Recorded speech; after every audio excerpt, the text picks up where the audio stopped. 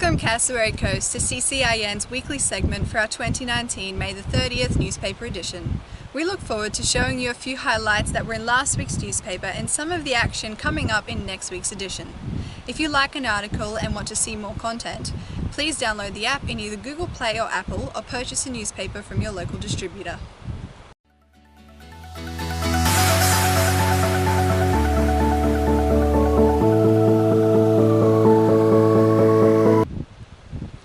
Shane Nuth stood tall with the local farmers at the 2019 Kurraja Hotel pig hunt in Innisfail. He was undeterred by last year's southern protests. The 2018 version of this occasion caused an online stir when Nuth posted on Facebook a picture of Bob Catter and himself standing behind a pile of dead pigs. Next thing I knew, I had 700 comments on my page. Nuth and the farmers came armed with no small measure of resolve and plenty of facts. I take my hat off to the local pig hunters, who in their own time and at their own expense work to manage the feral pig population.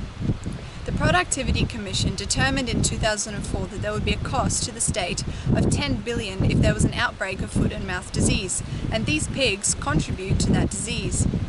None of the rebukes last year came from locals, and Nuth was clearly annoyed that people in places like New South Wales and Adelaide admonished the Queensland farmers without knowing all the facts. The killing of one feral pig can save up to 5 cassowaries and hundreds of turtle eggs. I believe that the government, both state and local, are not doing enough to support farmers and communities in managing feral pig populations, said Nuth. The local farmers pay the cost of vehicles, camping gear, rifles, ammunition and petrol to help manage the numbers of one of Queensland's greatest environmental challenges. They should be applauded. They are listed as a restricted invasive animal under the Biosecurity Act 2014, a list that includes dingoes, electric ants, feral cats, rabbits and other agricultural and environmental pests. The animals on the list are deemed serious threats to Queensland's primary industries, natural environment, livestock, human health and people's livelihoods, according to Business Queensland.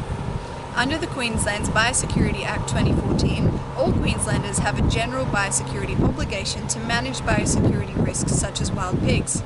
For example, if you're a landowner, you're expected to stay informed about pest animals that could be on your property. You are also expected to manage them appropriately. None of these facts staved off the defensiveness of those present. Speaking on behalf of the hunters, organiser Shannon Payton appeared to anticipate the criticisms when he said, "Look, this is a multi-million-dollar issue in Queensland." Many around him joined in, protesting that city dwellers don't understand the problems feral pigs cause and should stay out of the discussion. Payton went on to back up Nuth, explaining that the pigs eat the farmers' crops and may even pass on disease, which could have devastating effects to the economy in the region.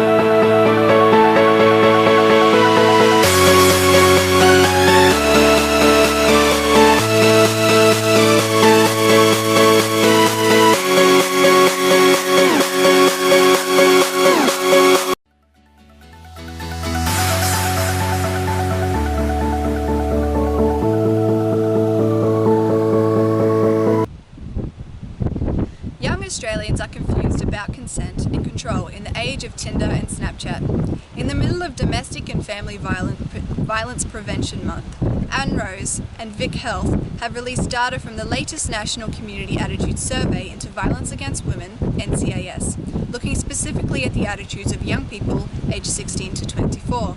The results are stunning. Below are just a few examples. Nearly a third of young men believe many women who say they've been raped had instead led the man on and then had regrets. Over a quarter of young people blame women for sending nude images instead of her partner for sharing it without her consent. 1 in 5 young men don't understand that using technology to track their partner's movements, such as logging into her social media accounts or installing spyware on her phone, is abusive behaviour. Around 1 in 7 young Australians believe a man would be justified to force sex if the woman initiated it, but then changed her mind and pushed him away. The study surveyed 964 boys and 794 girls aged 16 to 24 in all areas of Australia. According to one of the principals of the study, Dr. Kristen Deemer, a sociologist with 20 years of research experience, there were some positives to be taken from the survey, some moves in the right direction. For example, 73% of young Australians aren't comfortable with sexist jokes, which is good. However, only 37% would take action and speak up. That next step needs to happen. Deemer's research suggests that the people who need to speak up are peers and role models of the offenders. They can be the most influential voices to bring about change, she said. We want to help young people to take action and be the generation to end violence against women. Violence can be prevented, and it's up to all of us to play our part. Young people's attitudes don't exist in a bubble. The world around them impacts their views and behaviour, from sexist advertising to the lack of women in leadership roles in business and politics. We need to continue to push for gender equality to change harmful attitudes and behaviours that are hurting our young people. At the local level, there is some optimistic news. Tully State High School hosts weekly sessions where they promote respectful relationships, according to Principal Tanya Martin. We're also hosting a talk specifically for boys with renowned speaker Glenn Guerin. At one point, a champion athlete, Guerin was struck with a debilitating illness that not only ended his Olympic dream, but doctors told him he would never be able to work again. Guerin overcame his challenges, shifted his focus to community development, and to date has spoken to over 500,000 people around the world on subjects such as positivity and hope. He will be speaking to the boys at Tully State High School on June the 11th on the subject of men and honour, the title of one of his most successful books.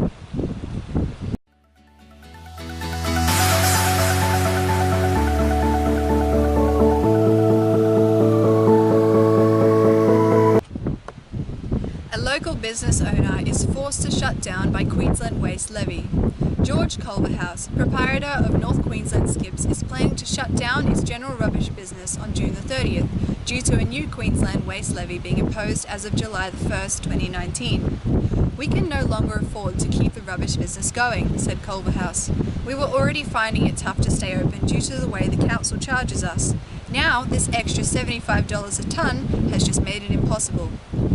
Culverhouse explained that due to the heavy rainfall the area experiences, the charges for dumping waste in this region are already punishing enough. We pay $87 a tonne to the council to pick up one of our skips, but if we have a skip full of plastic board and it rains overnight, while the water does drain through the holes at the bottom of the skips, the plastic board absorbs the rain, which doubles the weight of the skip. That doubles the charge for a skip to $174. Add on the Queensland Levy and we're talking about an increase from $87 to $249 per skip. The Queensland Government's response, according to Culverhouse, is that he should pass on the cost to the customer. That won't work in this area. People won't pay it. They'll tell me to stick my skip and then go find some hiding spot and dump their rubbish there. Then eventually the council will have to go clean these places up. I don't even feel like I'm in business for myself anymore. Most of what I charge the customers is just passed on. I'm like a money collector for the council. The Queensland Government sees this as a way to get the state to reduce the amount of waste, which it says is out of control. Businesses are encouraged to look at how they can reduce waste, separate waste streams and recycle more to help reduce the cost of sending waste to landfill. None of these are options for a business such as North Queensland Skips, according to Culver House. You can't recycle plastic board, and any cardboard we get is going to be soaked through by the time we skip it out. It won't be recyclable. There are exceptions to the levy, specifically waste generated in non-levy zones and disposed of in non-levy zones. That will affect about 10% of Queensland businesses. Households are not affected at all by the levy because councils will receive advance payments to cover the cost of the levy on household waste going to landfill. It's true that Queensland produces waste at a rate faster than the population is growing, but part of the problem is that Queensland is a major underperformer in recycling and resource recovery. The Queensland government claims that one of the reasons for this is that Queensland is the only state that hasn't had a levy to date. Some observers, however, point to the fact that Queensland hasn't invested enough in a viable recycling plan, and what little it does has not been marketed well enough to Queenslanders. The only other exemptions apply to rare circumstances such as natural disasters, lawfully managed and transported asbestos, clean earth, and those exemptions approved by the Department of Environment and Science. According to the flyer that goes out, the local council may also provide useful information reducing business waste. Culver House disagrees. They know nothing, he said.